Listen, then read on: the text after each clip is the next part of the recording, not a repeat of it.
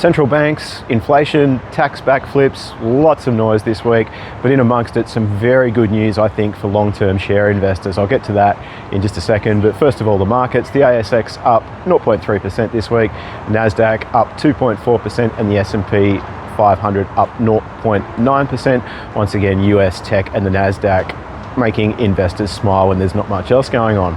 The RBA back home here in Australia held rates at 4.35%. It was a unanimous decision, but my reading of the statement and the press conference after was the governor is certainly on no victory lap. She basically said the economy is slowing down a little bit, but inflation's still too high. And UBS are forecasting one more rate rise this year in August, and then rates on hold until November 2027.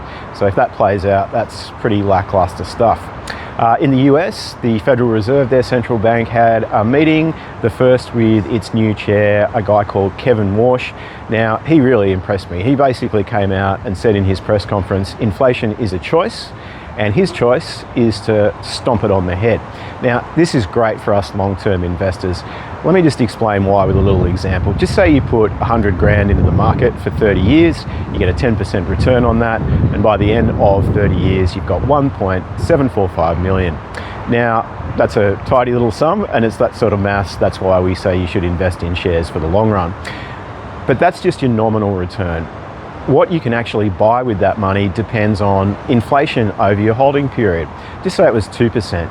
Your money is only worth $963,000 in today's dollars. If it was 3%, only $719,000. And if it was 5%, which is where the RBA thinks inflation is going to peak here in Australia this year, your money is only worth $404,000 in today's dollars. So your money's gone up 17 times on paper, but only 4 times in terms of purchasing power.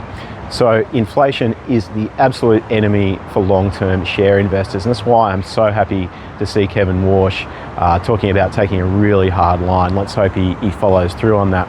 It's not just investors that really cop it with inflation. Think about workers on arbitrated pay increases. They may only get a pay rise every year or so. In the meantime, all the bills go up now. Rent, petrol, groceries, they cop it, they sacrifice, and they only get some relief when their pay goes up, and then they get hit again with more inflation. And when that persistently goes on, I think that's when you get this feeling of people, they start to think, well, you know, why should I bother? Why? The cards are rigged against me. There's got to be a better way. And suddenly extremist sort of politicians start looking a little bit more attractive. And that's pretty much, unfortunately, where we are now in Australia. All right, well, that's a wrap for this week. If there's anything you want me to explain, please just reach out. Remember, always play the long game, stay calm, and good luck with your investing.